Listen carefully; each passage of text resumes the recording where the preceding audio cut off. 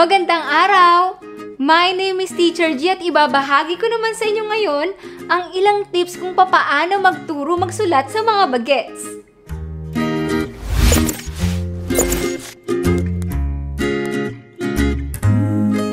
Paano magturo magsulat sa bata?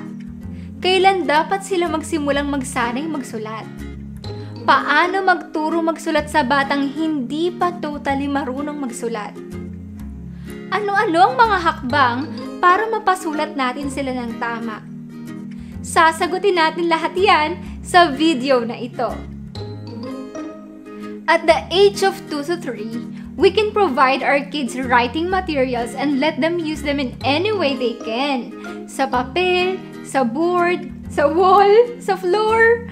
Yun ang kinakatakot ng ibang parents kaya minsan may iba na ayaw magpahawak ng any writing material, lalo na sa 3-year-old kids.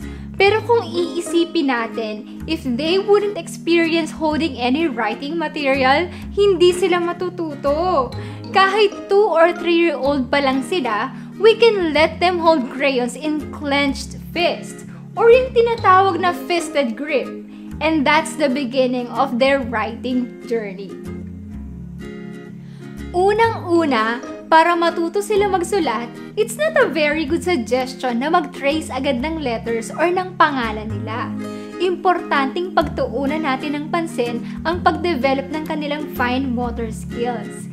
Kailangan natin tulungan ang ating mga bagets na ma-develop ang muscles sa kanilang kamay.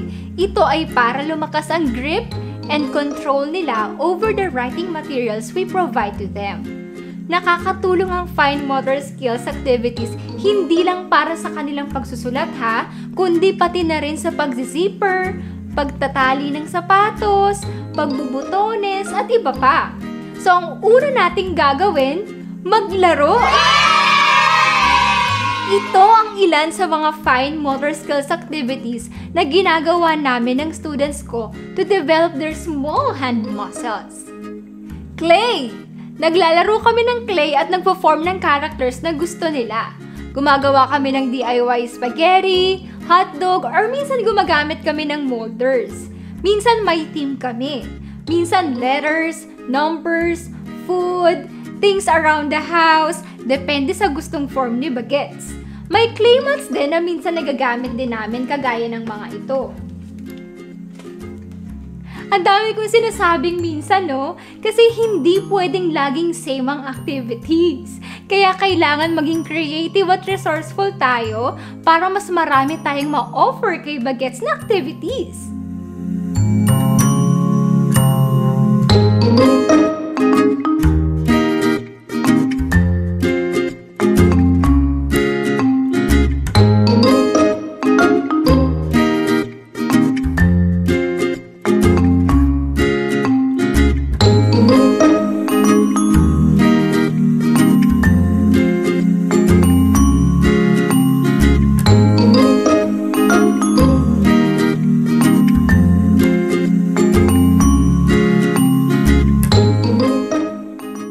Meron din akong shape and color sorter kagaya nito. Stamps.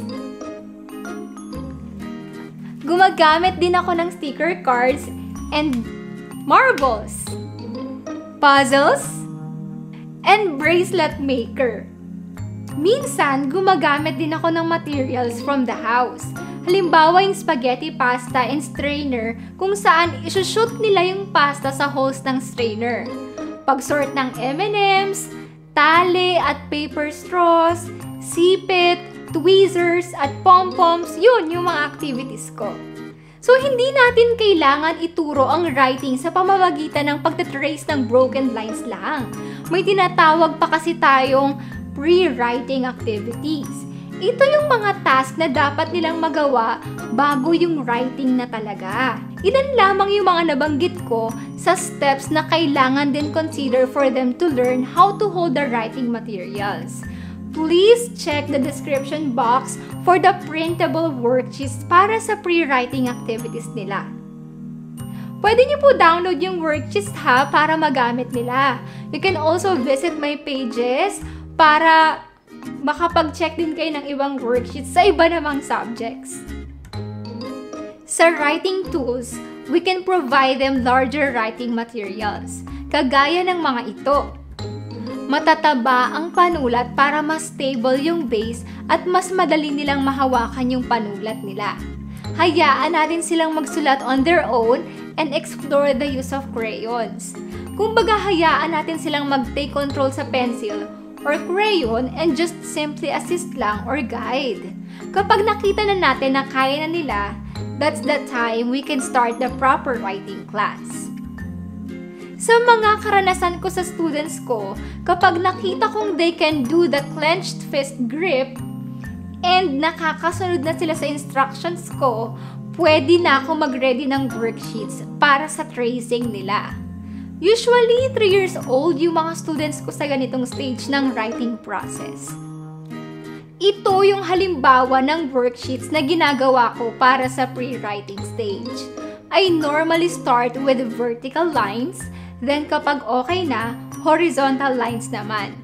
After that, slanting lines and then zigzag, and then tsaka pa lang kami mag-curve lines kapag okay na siya sa mga straight lines.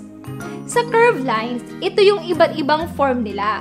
Ipapakita ko sa inyo in sequence kung paano ko siya ine-execute sa students ko through the worksheets na nasa description box ng video na ito. Doon nakaayos na in sequence kung paano ko sila tinuturo sa mga estudyante ko.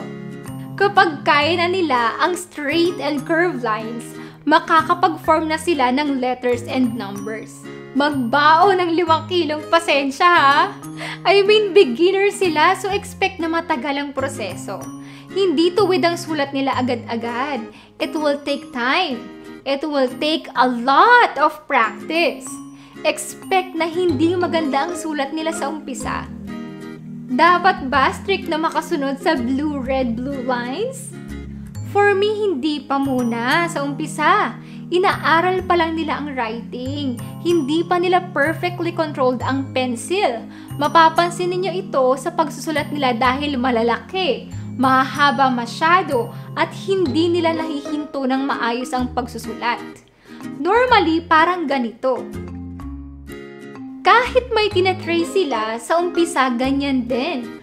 Once mapansin mo na controlled na niya kagaya ng ganito, pwede na mas maging particular na tayo sa pagsunod sa blue, red, blue lines. Now, may kakilala ka bang bata na ganito magsulat ng letter G?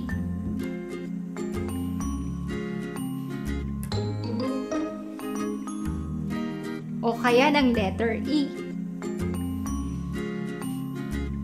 Or ng letter A? Nakakasulat sila ng letters pero hindi sa tamang paraan. Ibig sabihin, nasanay silang magsulat sa ganoong paraan.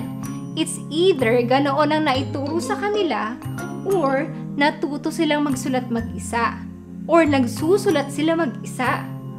No one observes them right, kaya nagsusulat sila pero hindi sa tamang way. Pero natatapos nila yung writing activity ha. Yun nga lang sa sarili nilang paraan. Children will think of ways on how to do things on their own kapag talagang walang nag-guide sa kanila. Sa pagsusulat nila ng letters at numbers, we have to pay close attention. We should watch them. Huwag po natin sila hayaan magsulat mag-isa. It's not about leaving them something to copy so they can practice their writing. Kailangan po natin makita kung tama ang pagsusulat nila. Dahil kapag hindi tama, we can teach them the proper way of writing the letters or numbers bago pa man nila makasanayan ang mali. Kung may natutunan ka at nagustuhan mo ang video na ito, please like it at i-share mo na rin sa iba. Maraming salamat sa iyong pakikinig. Hanggang sa muli, paalam!